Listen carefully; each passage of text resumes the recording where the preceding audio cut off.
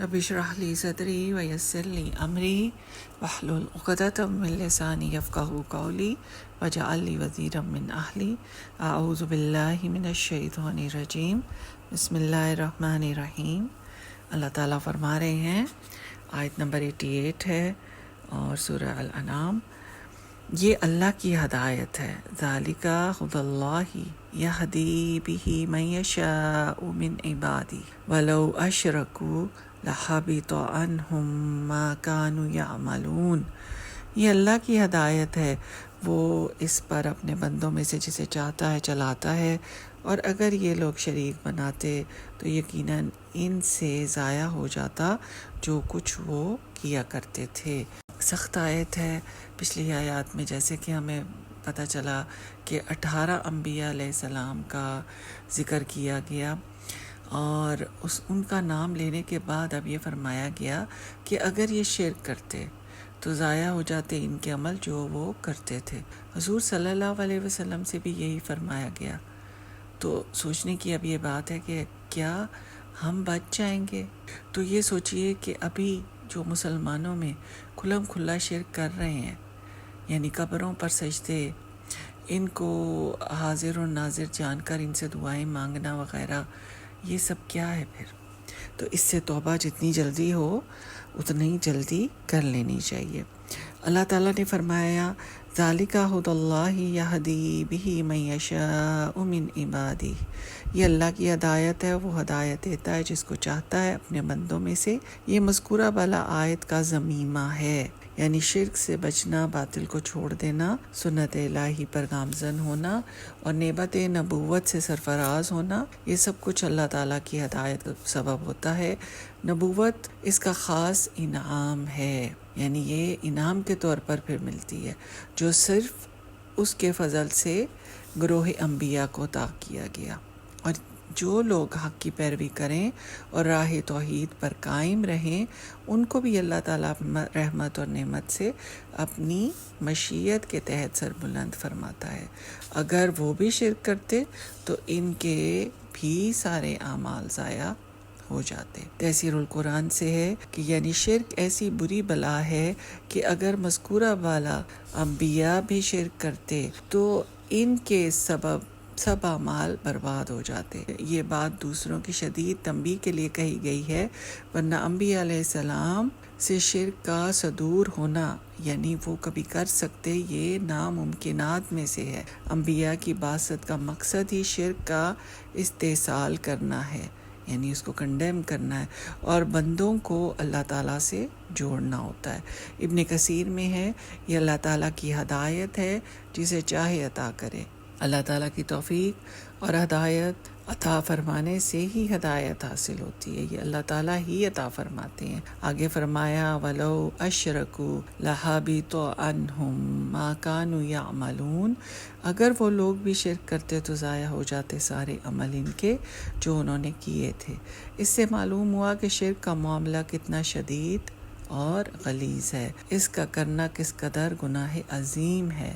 اس طرح سورہ الزمر میں فرمایا ہم نے وحی بھیجی آپ کی طرف اور جو آپ سے پہلے انبیاء تھے کہ اگر تم نے شرک کیا تو تمہارے سارے عمل ضائع ہو جائیں گے۔ اگلی آیت ہے، آیت نمبر 89 ہے۔ اللہ تعالیٰ فرما رہے ہیں یہی وہ لوگ ہیں جنہیں ہم نے کتاب اور حکم اور نبوت عطا کی، پھر اگر یہ لوگ ان باتوں کا انکار کریں تو ہم نے ان کے لیے ایسے لوگ مقرر کیے ہیں جو کسی صورت ان کا انکار کرنے والے نہیں۔ اب اس آیت کے اندر یہاں ہم دیکھتے ہیں کہ یہی وہ لوگ ہیں جن کو ہم نے کتاب عطا کی اور قوت فیصلہ اور نبوت، یعنی یہ جو 3 چیزیں اللہ تعالیٰ عطا فرماتے ہیں نا، یہ ایسے ہی نہیں مل جاتی، اس کے لیے حکمت، مشاہدے اور تجربے کی ضرورت ہوتی ہے، محنت اور کوشش سے یہ ملتی ہیں، اور یہ بہت بڑی خیر ہے۔ حکمت گہری بصیرت کو کہتے ہیں، اور پہچان جو عام لوگوں کو نہیں ملتی، یہ عام لوگوں کو نہیں مل سکتی، انہیں یعنی ان انبیاء علیہ السلام کو وہ اللہ سے ایک خاص لگاؤ کی وجہ سے ملی، ان کی زندگی میں ان کی کوششوں کی وجہ سے ملی، اور اگر یہ لوگ انکار کرتے، یعنی اس حکمت کو اللہ کے علاوہ استعمال کرتے، اللہ سے تعلق نہ رکھتے، اور دوسرے جو شرک کرنے والے ہیں تو ان کی جگہ ہم اور قوم لے آئیں گے جو انکاری نہ ہوں گے۔ اور اس کی سب سے بڑی جو مثال ہمیں ملتی ہے نا، وہ ملتی ہے مکہ والوں کی، کہ وہ قوم حضور صلی اللہ علیہ وسلم کی بات نہ مانی تو آپ صلی اللہ علیہ وسلم مدینہ کے لوگوں تک گئے، یعنی کہ آپ نے پھر وہاں پر ہجرت کر لی۔ تو دیکھتے ہیں ارشاد الہی ہے کہ اولئک الذین آتیناہم الکتاب والحکم والنبوۃ، یہی لوگ ہیں جن کو ہم نے کتاب دی اور حکم اور نبوت، ان پر یہ انعامات فرمائے۔ یہ ہماری طرف سے بندوں پر رحمت اور مخلوق کے ساتھ لطف و کرم ہے۔ اگر یہ کفار ان باتوں کا انکار کریں، یعنی کتاب، حکم، شریعت اور نبوت کا، تو بے شک ہم نے ایسے لوگ مقرر کر دیے ہیں کہ وہ ان سے کبھی انکار کرنے والے نہیں ہیں۔ اگر ان نعمتوں کا کفار قریش اور تمام روئے زمین کے عرب اور عجم، امی و کتابی کفار انکار کریں تو ہم نے ایسے لوگ مقرر کر دیے ہیں، یعنی مہاجرین اور انصار اور قیامت تک آنے والے اہل اسلام، وہ ان میں سے کسی چیز کا انکار نہیں کرتے، ایک حرف کو بھی رد نہیں کرتے، محکم متشابہ سب کے ساتھ ایمان رکھتے ہیں۔ اللہ تعالیٰ سے دعا ہے کہ وہ اپنے فضل و کرم اور لطف و احسان سے ہمیں بھی ان بندوں میں شامل کرتے۔ تفسیر القرآن سے تفسیر آ رہی ہے کہ یہاں انبیاء علیہ السلام کو 3 چیز عطا کرنے کا ذکر فرمایا ہے۔ نمبر 1، کتاب جو اللہ تعالیٰ کی طرف سے ہدایت نامہ ہوتا ہے، اور سیکنڈ ہے حکم، اللہ تعالیٰ کی کتاب کا صحیح فہم، اس پر عمل کرنے کا طریقہ، اس ہدایت کو کیسے زندگی میں کیا جائے، اس کی مختلف صورتیں، مختلف نزاعات، مقدمات میں صحیح فیصلے کی قوت اور استعداد ہے۔ نمبر 3 ہے نبوت سے مراد اللہ تعالیٰ کی ہدایت کے مطابق لوگوں کی رہنمائی کرنا۔ پھر فرمایا اگر یہ لوگ ایمان نہیں لاتے تو نہ لائیں، ان کی جگہ اللہ تعالیٰ نے ایسے بندے پیدا کر دیے ہیں جو ہماری نعمتوں کے قدردان ہیں، حق کو تسلیم کرتے ہیں اور ہدایت کی کسی بات سے منہ نہیں موڑتے۔ ایسے لوگ انبیاء علیہ السلام کے سچے اطاعت کرنے والے اور ان کے جانشین ہوتے ہیں۔ مہاجرین اور انصار کی یہی صفات ہے۔ بیان السبحان سے ہے کہ اللہ تعالیٰ نے خصوصیت کے ساتھ 3 نعمتیں عطا فرمائی، کتاب عطا کی یعنی وحی بھیجی تاکہ لوگ اللہ تعالیٰ کے حکم کے موافق موجودہ کتاب پر عمل کریں، اور دوسروں کو ہدایت کریں تاکہ ان کی دینی سیاست اور ریاست قائم ہو۔ دوسرے ان کو حکمت و دانش، معاملہ فہمی اور نور عقل سے سرفراز کیا، حکومت کرنے کا سلیقہ عنایت فرمایا۔ تیسرے ان کو نبی بنایا، روحانی نعمت ان کے شامل حال کی، اور فرمایا اگر انکار کریں اس کا یہ لوگ تو یقیناً ہم نے مقرر کرتی ہے ایک ایسی قوم جو ایمان لانے پر انکار کرنے والی نہیں ہے۔ ابن کثیر اور دیگر محققین کے نزدیک بہا کی ضمیر لفظ نبوہ کی طرف ہے، لیکن بعض مفسرین کتاب حکم، نبوت تینوں کی طرف راجع کرتے ہیں، اور ہؤلاء سے مراد ابن عباس رضی اللہ تعالیٰ عنہ، سعید بن مسیب، قتادہ، ضحاک، سدی وغیرہ کے نزدیک اہل مکہ ہیں۔ دیگر محققین نے عام کفار کو مراد لیا ہے، خواہ کسی زمانے اور کسی علاقے کے ہوں۔ اگر آیت مہاجرین اور انصار کے متعلق ہے تو مطلب ہوگا کہ اے نبی صلی اللہ علیہ وسلم آپ کچھ فکر نہ کریں، اسلام پھیل کر رہے گا۔ ہم نے ازل سے مہاجرین اور انصار کا گروہ اس پر ایمان لانے کے لیے تیار کر رکھا ہے۔ بعض اہل تحقیق کے نزدیک صحابہ رضوان اللہ علیہم اجمعین کی تخصیص نہیں، تو مطلب ہوگا اگر دنیا بھر کے کفار اس زمانے کے یا آئندہ آنے والے اللہ تعالیٰ کی نعمتوں کو نہ مانے، پرواہ نہ کرو، ہم نے ان نعمتوں پر ایمان لانے کو، اہل ایمان کو تیار کر رکھا ہے، وہ کسی نعمت کا قطعی انکار نہیں کریں گے۔ اللہم اجعلنا منہم۔ آیت نمبر 90 ہے یہی وہ لوگ ہیں جنہیں اللہ نے ہدایت دی، سو تو ان کی ہدایت کی پیروی کر اور کہہ دے کہ میں اس پر تم سے کسی اجرت کا سوال نہیں کرتا، یہ تو تمام جہانوں کے لیے ایک نصیحت کے سوا کچھ نہیں۔ یہاں پر پھر اللہ تعالیٰ نے اپنے رسول صلی اللہ علیہ وسلم سے فرمایا اولئک الذین ھدی اللہ، یہی لوگ ہیں جن کو اللہ تعالیٰ نے ہدایت دی، اور وہ تمام انبیاء علیہ السلام اور ان کے وہ آباء و اجداد، اولاد، بھائی جن کی طرف ان کی نسبت کی گئی، جن کو اللہ تعالیٰ نے ہدایت دی اور حکم دیا، فَبِہُدَاهُ مُقْتَدِی، کہ ان کی ہی اقتداء اور اتباع کی جائے۔ نبی صلی اللہ علیہ وسلم کو یہ حکم دیا، پھر ان کے ذریعے حکم امت کے لیے ہے کہ یہ امت نبی صلی اللہ علیہ وسلم کی تابع فرمان رہے۔ معرف القرآن میں ہے کہ جن انبیاء علیہ السلام کا ذکر ہوا ہے وہ ابراہیم علیہ السلام کی ذریت میں داخل ہیں، اور فرمایا یہی وہ بزرگ ترین لوگ ہیں جن کو اللہ تعالیٰ نے سارے عالم میں اپنے دین کے لیے منتخب فرمایا۔ یہاں خطاب رسول اکرم صلی اللہ علیہ وسلم سے فرما کر اہل مکہ یعنی یا تمام کافروں کو سنایا گیا ہے کہ کسی قوم کے آباء و اجداد محض باپ دادا ہونے کی حیثیت سے قابل تقلید نہیں ہو سکتے، بلکہ تقلید اور اتباع کے لیے پہلے یہ جاننا ضروری ہے کہ جن کی ہم پیروی کر رہے ہیں وہ خود ہدایت کے صحیح راستے پر ہیں بھی یا نہیں۔ یعنی یہ جو جب بھی کسی کے پیچھے چلا جائے گا تو پہلے یہ دیکھا جائے گا کہ وہ کس راستے پر ہے، ہدایت پر ہے بھی کہ نہیں۔ جیسا کہ اہل عرب کا اور آج بھی لوگوں کا یہی طریقہ ہے کہ یہ کام تو ہمارے باپ دادا کے وقت سے ہو رہا ہے تو ہم کیسے چھوڑ دیں اور ہم کیوں نہ کریں یہ کام۔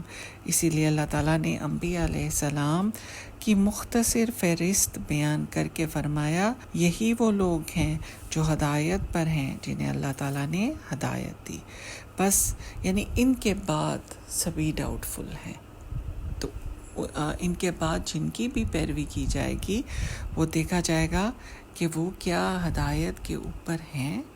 بس آپ صلی اللہ علیہ وسلم بھی ان کی ہدایت اور طریقے کو اختیار فرمائیے۔ اس میں ایک ہدایت تو اہل عرب اور تمام امت کو ہے کہ تقلید یعنی آباء و اجداد کی پیروی چھوڑ دیں، اللہ تعالیٰ کے ہدایت یافتہ لوگوں کی پیروی کریں۔ دوسری ہدایت خود رسول اکرم صلی اللہ علیہ وسلم کو ہے کہ ان ہی انبیاء علیہ السلام کی پیروی کریں، ان ہی سابق انبیاء علیہ السلام کا طریقہ اختیار کرے۔ ویسے تو انبیاء علیہ السلام کی شریعتوں میں فروعی اور جزوی اختلافات ہوتے ہیں، مگر ان کے طریقے کا مطلب ہے یہاں پر یعنی لا الہ الا اللہ، یہی اصول دین ہے۔ توحید اور رسالت میں ان کا طریقہ اختیار کیا جائے، جو کسی بھی پیغمبر کی شریعت میں عدل بدل نہیں ہوا۔ آدم علیہ السلام سے خاتم الانبیاء صلی اللہ علیہ وآلہ وسلم کا ایک ہی عقیدہ اور طریقہ رہا ہے، باقی فروعی احکام بھی جن میں تبدیلی نہیں کی گئی ان میں بھی طریقہ کار مشترک رہا ہے۔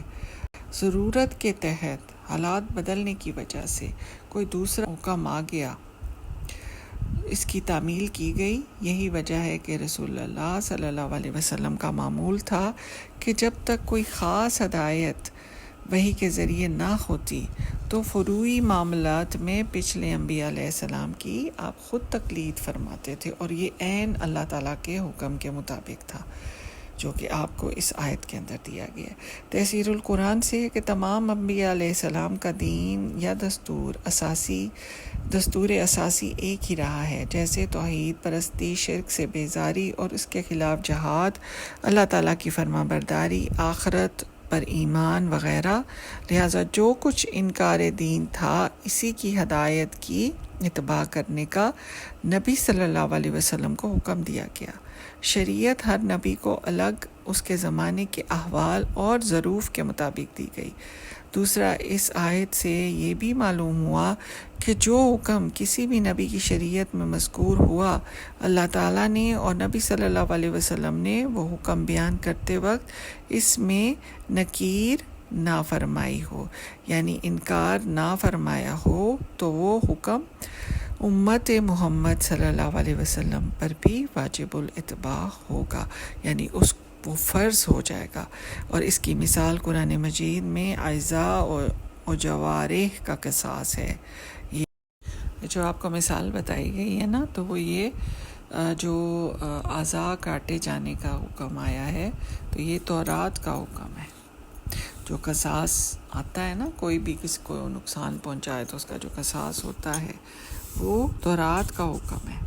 سورہ المائدہ آیت نمبر 45 میں ہے، اس پر نکیر نہیں فرمائی، یعنی انکار نہیں فرمایا، اس لیے یہ اس امت کے لیے بھی قابل اتباع ہے۔ اور اسی کے مطابق نبی صلی اللہ علیہ وسلم نے دانت کے مقدمے کا فیصلہ فرمایا۔ اسی طرح تورات میں شادی شدہ زانی اور زانیہ کو سنسار کرنے کا حکم تھا، یہ بھی تورات میں ہی تھا۔ ایک یہودی اور یہودن کا مقدمہ آپ صلی اللہ علیہ وسلم کے پاس لایا گیا تو اس کو سنسار کرنے کا حکم فرمایا، اور ساتھ ہی یہ بھی فرمایا، حدیث کا مفہوم ہے کہ اے اللہ، سب سے پہلے میں تیرے اس حکم کو زندہ کرتا ہوں جسے ان یعنی یہود نے مردہ کر دیا تھا، اور یہ مسلم کی حدیث ہے 1700۔ سورہ المائدہ آیت نمبر 44 میں اس کی تفصیل ہے، یعنی بجائے نکیر یعنی انکار کرنے کے اس حکم کو زندہ کرنے کی تحسین فرمائی، یعنی اس کو پسند کیا۔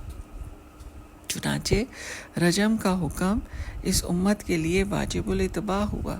احادیث میں اس کی بہت سی مثالیں ہیں، اور اس سے یہ بھی معلوم ہوا کہ آپ صلی اللہ علیہ وسلم کی رسالت تمام اقوام عالم کے لیے ہے، صرف جو ہم امت مسلمہ اس وقت ہے ان کے لیے نہیں، بلکہ جو بھی آپ کی پیروی کرے گا وہ مسلمان ہو جائے گا، اور یہ سب اقوام کے لیے ہے، عالم کے لیے ہے، اور قیامت تک کے لیے۔ اسی طرح قرآن سب اقوام کے لیے کتاب ہدایت ہے، کیونکہ اب نہ کوئی نبی پیدا ہوگا، نہ اللہ تعالیٰ کی طرف سے قیامت تک کوئی کتاب نازل ہوگی۔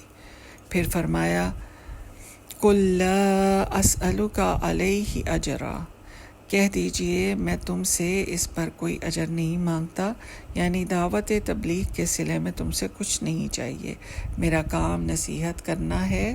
یہ قرآن تمام جہان والوں کے لیے نصیحت ہے، جنات اور انسان کی تمام مخلوقات کے لیے قرآن نصیحت ہے۔ احسن البیان سے ہے تاکہ جہان والے اس سے نصیحت حاصل کریں، تو یہ قرآن ان کو کفر اور شرک کے اندھیروں سے نکال کر ہدایت کی روشنی عطا کرے گا، گمراہی کے راستوں سے نکال کر صراط مستقیم پر گامزن کر دے گا۔ یہ اس کے لیے ہے جو نصیحت حاصل کرنا چاہے۔ قرآن نصیحت حاصل کرنے والوں کے لیے ہے، جو ہدایت مانگتے ہیں ان کو پھر اس سے ہدایت مل جاتی ہے۔ آخر دعوانا الحمدللہ رب العالمین۔